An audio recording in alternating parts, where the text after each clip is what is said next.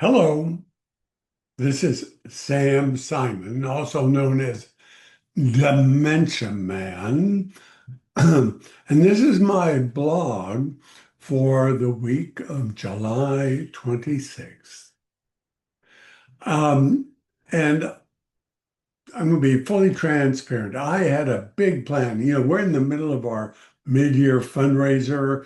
Dementia Man is really hot and raring to go. And twice a year, we try to raise tax deductible money through tax deductible donations. We are sponsored by a place called Fractured Atlas in New York.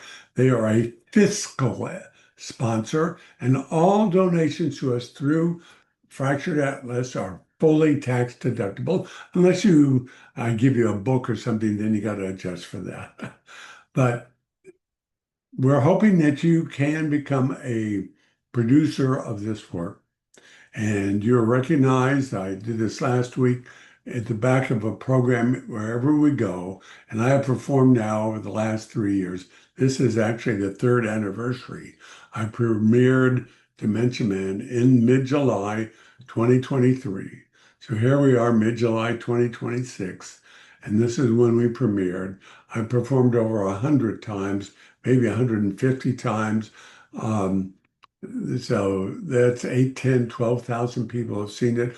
We've been profiled in the Washington Post. Um, uh, we are well known and have a big name in this field.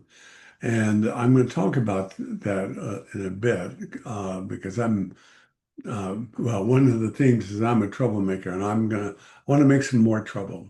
I was going to read some of my poetry.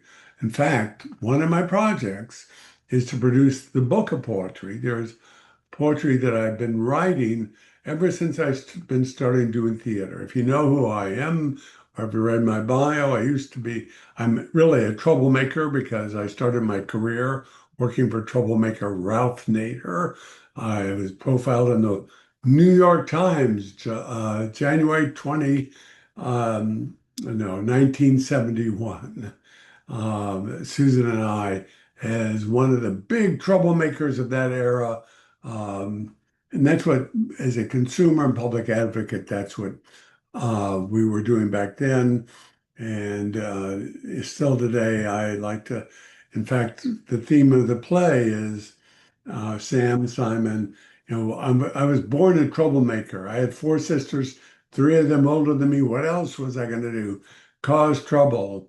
And part of that is the idea that a diagnosis of Alzheimer's or any terminal diagnosis can be devastating. And my goal is to be a voice for living well and a meaningful life with what we're given, in this instance, Alzheimer's, to be a voice for also within the health and within that sort of universe of doctors and medicine and everything for living meaningful lives. I'm counter narratives. There's a narrative that once you have have Alzheimer's, you should go kill yourself.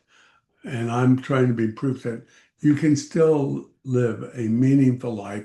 And indeed, my neurologist believes that the most important medicine for me is getting on stage, doing things with medicine, using my brain and my energy to be as healthy as I can with what I have. I'm on a little medicine, but I think I've talked about it. The newer medicines that have a little bit more, push back some of the tau and amyloids.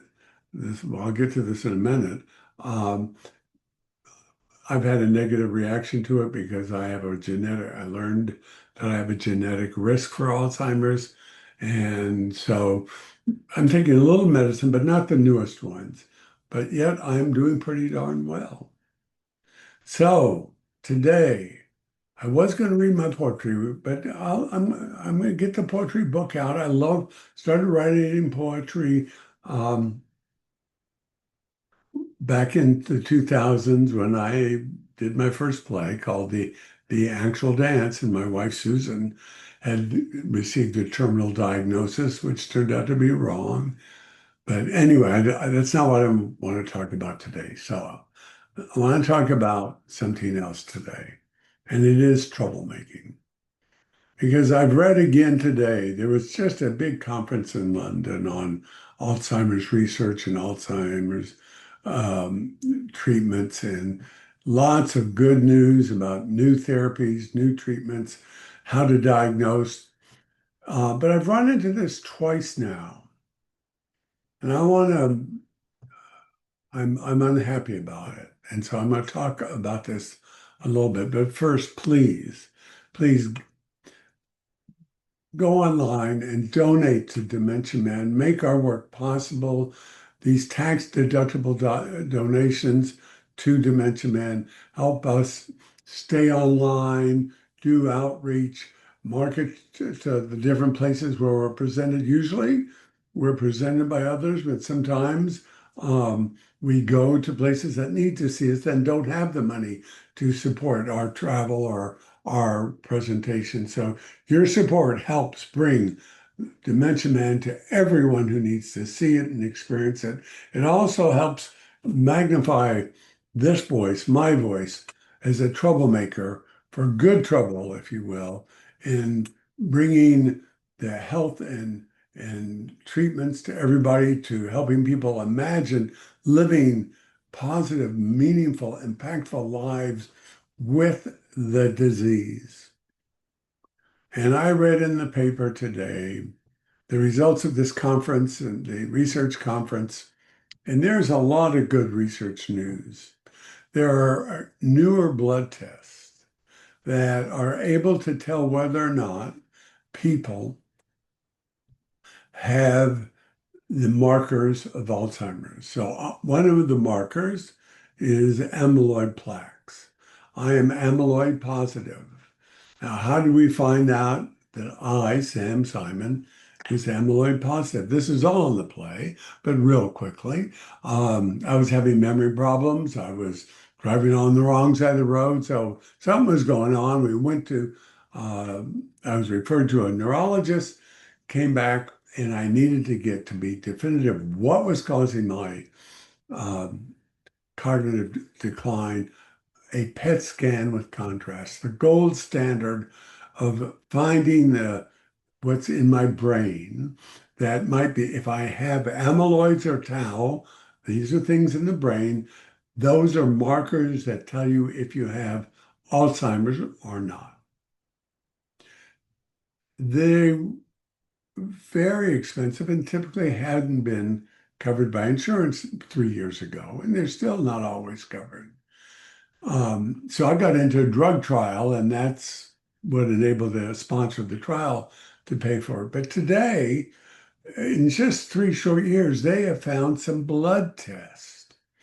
And these blood tests tell you whether or not you have the amyloid or the tau. Good news.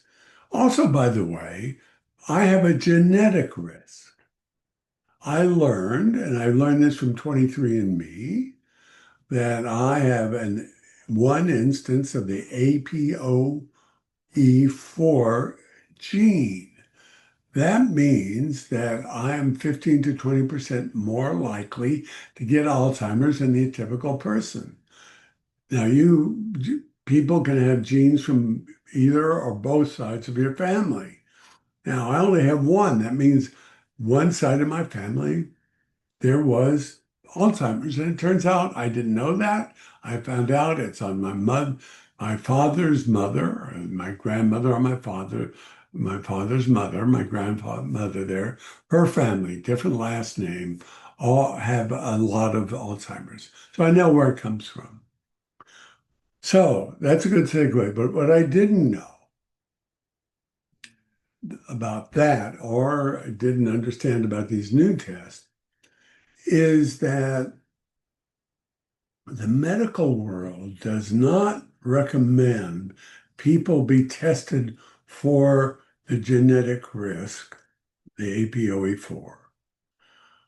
And there's a debate about whether or not people should be given the blood test to see if they even have the the disease elements or the risk of them, benign the risk, have them present because people, they're afraid of people's reactions. Yeah, I'm silent. There is this pervasive view in the medical world that giving too much information to people about their risk for Alzheimer's disease is dangerous, that people can't deal with having a risk or possibly even indicators of having Alzheimer's because there is no cure. And why should people know or want to know? Well, I certainly would have wanted to know. And this is just boy, lit a match under me. Troublemaker Sam. I do cause trouble. I am a voice for treating for meaningful treatment, awareness of people with Alzheimer's, and enabling them to find out early and so they can make plans. And I'm a voice against. There's another voice. There's another narrative out there that I'm against, if you will, or try to, and that is a suicide, accompanied suicide. There are voices in this world that say if you've got Alzheimer's, it's hopeless, go to Switzerland and kill yourself. Well, not only have I had Alzheimer's for 3 years, I'm almost, my, I performed a little over a week ago, and my neurologist came to watch me, and he thinks doing this work is the best medicine for me. And it's keeping me healthy. Having meaning and purpose in life is a form of medicine for this disease. There are others, and it can only go so far. And everybody's different. If you know one person with dementia, you know, or Alzheimer's, you know one person.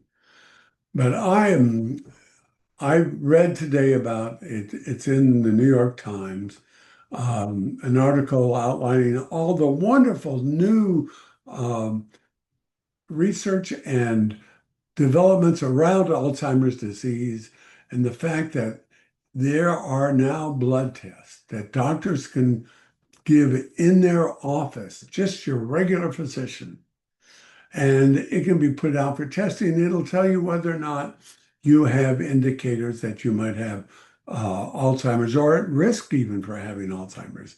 No longer do you have to do as I did, which is to go into a brain scan, which is depending on where you go, in the three to four to $5,000 range, sometimes covered by insurance, most often, well, today and more often than not, Medicare now will cover it. Didn't when I started. Um, so I'm angry. I'm angry that there is this idea that people shouldn't be told if they're amyloid positive, if they have APOE for genetic risk. And in this article today, there is still an ongoing debate. If the doctors do the blood test, you go for the blood test and it comes back positive, should they tell you or not? Are you up to hearing what you have or not? And that so pisses me off. I'm sorry to be that way. I'm hope the medical world is listening. I want to be part of the advocacy world that insists that you get the test, that they should be given to anybody who is um, exhibiting symptoms of possible Alzheimer's and or has a genetic history and are doing symptoms because there's even research showing that once you know far enough in advance, you can do things to literally prevent it from getting worse. Yay for that. Hopefully that'll come. So I think it's important for anybody who has well, first of all, I think I encourage anybody who knows that they have a history in their family of Alzheimer's to go find out your status, your APOE status. And that is by getting a blood test and finding out whether you have genetic risk. They'll tell you if you go to most hospitals or a doctor's office, say, I want the test, they'll give it to you. Um, but the medical world standard is not to tell you. But I would want to know, I hope anybody who has a history in the family know your risk. You can begin to do, even if there's not a cure, you can then become part of the research that helps find a cure. What's my goal? All right, I've got Alzheimer's. Do I want to go to Switzerland and kill myself? No. What I want is I want to be part of trials and processes that help not only myself by being active and in it and being on medicine, but also helping find a cure for others in the future. And maybe, that bell curve that's out there statistically. Well, a bell curve says 90 or 80 or 90% of people who have a disease or this situation get worse or die within this range. Then there are some that unfortunately get it worse and they pass quickly or they're affected worse. And then there's this very small group that defy the odds and I want to be the one who lives the longest with Alzheimer's. That's my goal. And I hope everybody else has that.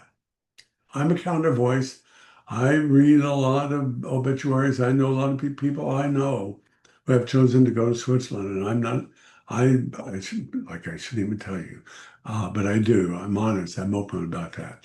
So what I'm angry about today, and I want to say, ask you, help my voice, raise my voice in the medical world, and as I perform and as we gauge others in the future to treat those of us with the disease, the risks, but dignity, give us all the information, enable us to make our own decisions, and empower us to make decisions that will support ourselves and help make it possible and affordable so no one thinks they should go to Switzerland. Now, some of the reasons that people say I don't want to be an undue burden to my family because the cost of care sometimes can be outrageous. Well, it needs to be covered. It needs to be covered. People shouldn't be driven into bankruptcy because of an illness, a genetic illness. And our presence in our lives don't have to be a burden. And so that's my message for today and this week in mid-July. And my ask for you is to go onto our website, see our campaign, become a donor, get listed as a supporter of a producer. We call you a producer of theater is the one who puts the money up. You too, your donations of 50 or more will make you a producer of Dementia Man forever. And I hope to go on forever. So with that, um, I think I've said enough. Next week, my next um, podcast, I'll be reading some of my poetry because I'm working on the book and I definitely want to get the book of poetry out. Um, and so with that, have a good week and please become a producer.